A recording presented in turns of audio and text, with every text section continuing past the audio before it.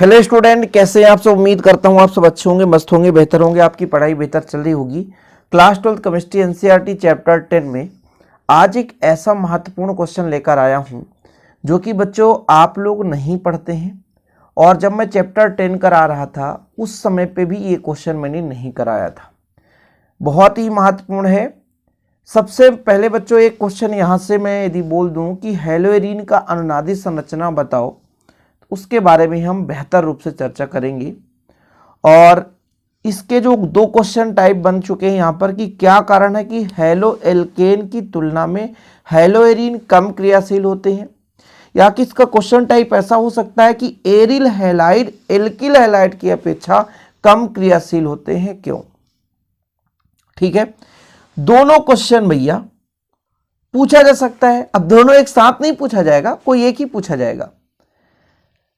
यदि क्वेश्चन आ गया कि हेलोएरीन की अनुनादी संरचना को समझाइए, तो बच्चों मैं पूरा यहां पे समझाऊंगा। लास्ट में इसका आंसर मिलेगा जिसे आप लोग स्क्रीनशॉट ले लेना। ठीक, चलिए। यदि मैं हेलोएल्केन की बात करूं और हेलोएरीन की बात करूं, तो हेलोएल्केन किस प्रकार से होता बच्चों। हेलोएल्केन, हेलो मतलब हेलोजन तत्व, एल्किल ग्रुप से जुड़ा है तो यह कहलाता है हेलोएल्केन। ठीक है, यदि इसमें मैं संकरण की बात करूं तो इसमें sp3 संकरण पाया जाता है। संकरण नहीं बन रहा है तो 11th क्लास में पढ़ लेना, ऑलरेडी वीडियो आपको मिल जाएंगे। यह हेलोएल्केन की बात कर रहा था मैं। अब हेलोएरीन की मैं यदि बात करूं, हेलोएरीन, तो बच्चों इसका जो फॉर्मेट है ये बेंजीन रिंग है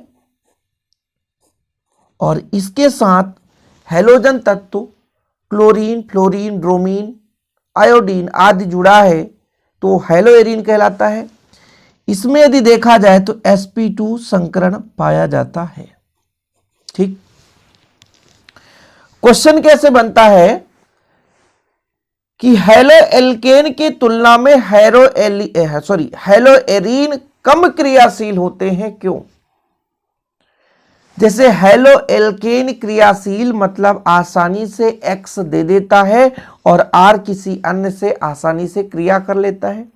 यदि हेलोएरीन कम क्रियाशील है मतलब आसानी से X जो है हेलोजन तत्व यहां से नहीं निकल पाता और आसानी से यहां पे बंध का निर्माण नहीं हो पाता। इसके पीछे का रीजन क्या हो सकता है भाई। ये जो RX का बंध विदलन आसानी से हो सकता है मतलब इसके बीच जो बंध है वो दुर्बल है।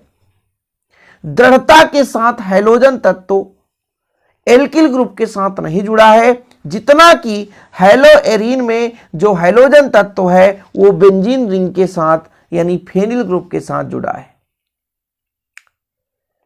कुल मिलाकर के इतना समझ में आया कि जो कम क्रियाशील है, यदि RX अधिक क्रियाशील है मतलब ये इसमें जो बंध है वो दुर्बल है, इसके बीच मजबूती बहुत कम है, इसलिए अधिक क्रियाशील है। आसानी से बंध का विदलन होता है और आसानी से जो R है किसी अन्य से अर्थात नाभिक स्नेही अभिकर्मक से हेलोजन तत्व प्रतिस्थापित हो जाता है और एक नए उत्पाद का निर्माण होता है।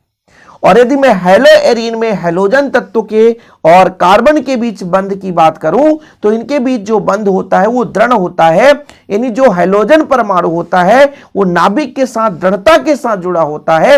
इसके कारण इसको जो नाभिक स्नेही प्रतिस्थापन अपक्रिया हो सरलता से विस्थापित हेलोजन परमाणु को नहीं कर पाते, इसलिए ये कम क्रियाशील है। कुछ समझ में आया। अनुनादी संरचना बताऊंगा, बिल्कुल चिंता ना करो, अभी थोड़ा सा वेट करो। तो बच्चों पहले तो आपको यही लिखना है कि जो RX है यानी हेलोएल्केन में हेलोजन परमाणु जो नाभिक से दृढ़ता के साथ नहीं जुड़ा होता है, जबकि हेलोएरीन में जो हेलोजन परमाणु है वो नाभिक के साथ दृढ़ता से जुड़ा होता है, जिसके कारण से इसमें नाभिक स्नेही प्रतिस्थापन अभिकर्मक जो है वो आसानी से हेलोजन परमाणु को प्रतिस्थापित नहीं कर पाते। फलस्वरूप हेलोएरीन कम क्रियाशील होता है। इतना तो आसानी से लिख सकते हैं बच्चों, कोई दिक्कत तो नहीं है। दूसरा मैटर, अब मैं यदि sp3 संकरण की बात करूं, sp2 संकरण की बात करूं, तो जो sp2 संकरण है इसमें s कक्षक की प्रवृत्ति अधिक पाई जाती है। इसमें जो है s कक्षक की प्रवृत्ति अधिक पाई जाएगी, ठीक है, अधिक होती है बच्चों, जिसके कारण से आकार थोड़ा सा छोटा हो जाता है, और आकार छोटा तो नाभिक से दूरी कम हो जाती है, जिससे आकर्षण ज्यादा हो जाता है, नाभिक से अधिक दृढ़ता के साथ बंध जाता है। वहीं पे मैं sp3 संकरण की बात करूं तो इसमें s की प्रवृत्ति कम पाई जाती है, इसमें s की प्रवृत्ति अधिक पाई जाती है। s ऑर्बिटल्स की जो प्रवृत्ति है, जो क्षमता है, वो अधिक होती है sp2 संकरण में। sp3 संकरण में s की जो प्रवृत्ति है वो कम पाई जाती है, जिसके कारण से इसका आकार इसके अपेक्षा थोड़ा सा बड़ा होता है, तो नाभिक के निकट नहीं होता, जिस कारण दृढ़ता से नहीं बंधा होता। ठीक है, ये दो चीजें समझ में आ गया कि भाई sp2 संकरण में s कक्षक की प्रवृत्ति अधिक पाई जाती है, जिस कारण से नाभिक का आकार, मतलब नाभिक थोड़ा सा इसके s कक्षक के कारण थोड़ा सा छोटा हो जाता है, जिस कारण से इलेक्ट्रॉन नाभिक के अधिक निकट आ जाते हैं और नाभिक के अधिक दृढ़ता से बंधे रहते हैं, जिस कारण से ये कम क्रियाशील है। कम क्रियाशील मतलब आसानी से हैलोजन परमाणु नहीं निकल पा रहा है, जिसके कारण ये कम क्रियाशील है। चलिए, हैलोजन पर जो हमारा हैलोजन परमाणु होता है उसमें लोन पेयर इलेक्ट्रॉन होते हैं। जैसे बच्चों, एक मैं एग्जाम्पल लेकर चल रहा हूं, थोड़ा समझने की कोशिश करेंगे इसका अनुनादी संरचना किस प्रकार से होता है और किस प्रकार से इसमें ध्रुवीय गुण उत्पन्न हो जाता है। जैसे फिलहाल मैं एक यहाँ पे डायग्राम बनाता हूँ बच्चों, आप देखेंगे, ठीक है, सिंपल तरीके से। ये आपका बेंजीन रिंग है, फिलहाल यहाँ पे एक क्लोरीन जुड़ा है। क्लोरीन में कितने लोन पेयर होते हैं बच्चों? तो क्लोरीन में टोटल 3 लोन पेयर होते हैं, यानी 6 इलेक्ट्रॉन होते हैं, और कुछ इस प्रकार से ये बंध बना है। अब देखिए जरा थोड़ा सा, ये जो क्लोरीन में इलेक्ट्रॉन है ना बच्चों, तो ये इस कार्बन को इलेक्ट्रॉन देना चाहता है, ठीक है। ये जो क्लोरीन है इसमें कहता भाई मेरे पास लोन पेयर भरमार है, एक काम करो तुम मुझसे इलेक्ट्रॉन ले लो और बंध बनाओ। किसको कहता है? कार्बन को कहता है। देखिएगा, थोड़ा समझने की कोशिश करेंगे। ऐसा इसलिए बनाते हैं कि दोनों सेम है, वही चीज है बच्चों, इसलिए ऐसा डायग्राम बनाते हैं अपन। ठीक, थोड़ा समझने की कोशिश करेंगे, थोड़ा सा, ठीक है।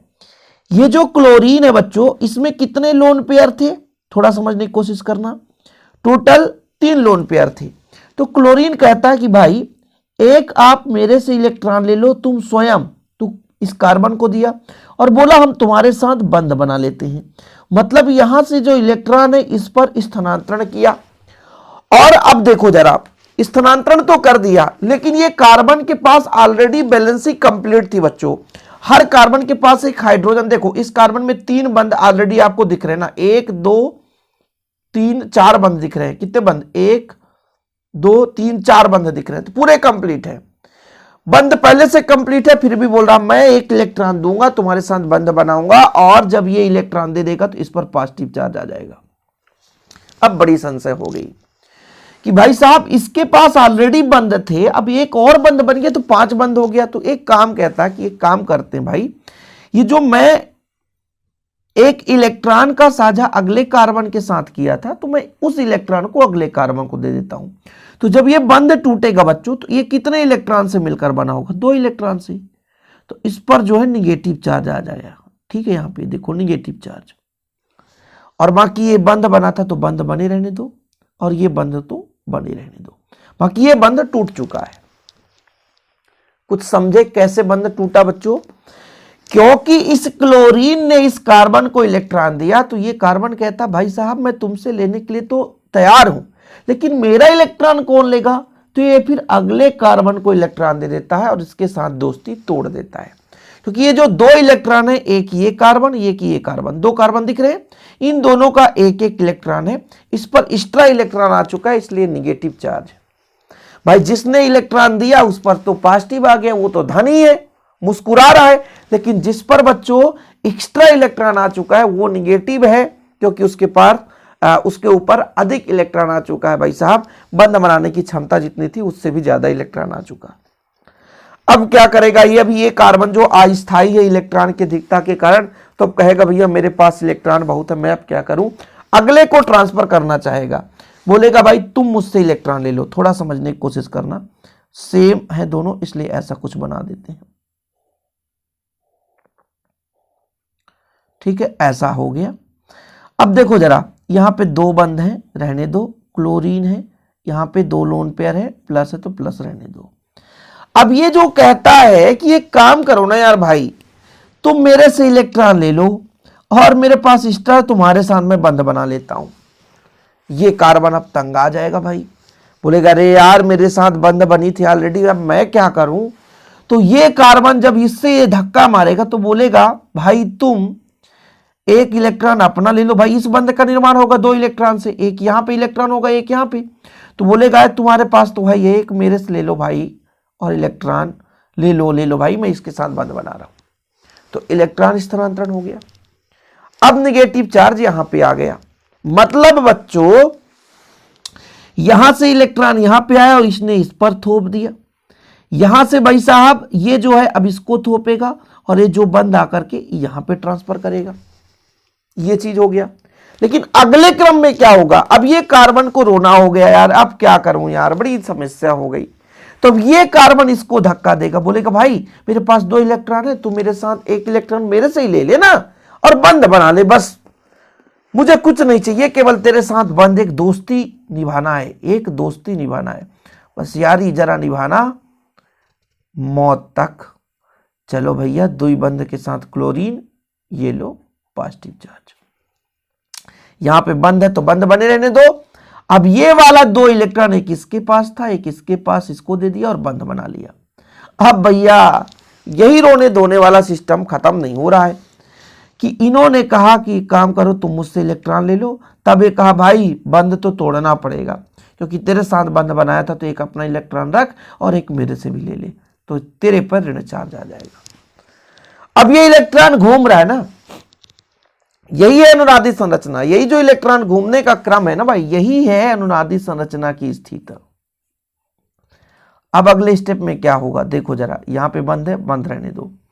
अब ये बोलेगा एक काम करो भाई तुम वापस ले लो, और जब वापस लोगे तो फिर से रिवर्स मारेगा इलेक्ट्रॉन। कैसे रिवर्स कैसे मारेगा कि बोलेगा भाई तुम मेरे से वापस ले, तो फिर ये बंद फिर वापस हो जाएगा। तो भाई ये जब इसको दिया तो एक इलेक्ट्रॉन यहां एक इलेक्ट्रॉन यहां बंद बन गया, और ये जो दो इलेक्ट्रॉन से एक बंद बना था तो वो इलेक्ट्रॉन वापस चला गया, और इस प्रकार से ये अनुनादी संरचना बन जाती है। बच्चों अनुनादी संरचना के कारण ये जो कार्बन है यहाँ पे और Cl है, ये जो कार्बन और Cl है इनके बीच एक ध्रुवीय गुण उत्पन्न हो जाता है, लंबाई इसकी कम हो जाती है, दृढ़ता से जुड़ जाता है, जिसके कारण क्लोरीन को प्रतिस्थापन करना थोड़ा सा कठिन हो जाता है। क्लोरीन या किसी अन्य की बात करें, हम किसी भी हैलोजन परमाणु की बात करें, वो प्रतिस्थापन थोड़ा सा कठिन हो जाता है बच्चों। इसी कारण से प्रतिस्थापन थोड़ा सा कठिन हो जाता है, इसी कारण से हैलोएरीन कम क्रियाशील होता है। बस यही कारण है, दो कारण थे। उम्मीद करता हूं कि आप लोगों को समझ में आ गया होगा। स्क्रीनशॉट मैं आपको लेने का समय दूंगा, अभी तो फिलहाल मैंने समझाया था, लास्ट में आंसर मैं आपको प्रोवाइड कराऊंगा बच्चों। ऐसा कोई भी क्वेश्चन नहीं रहता जिसका आंसर मेरे चैनल में ना मिले, तो आप लोगों के लिए निरंतर मैं मेहनत कर रहा हूं, आप भी मेहनत करते चलें।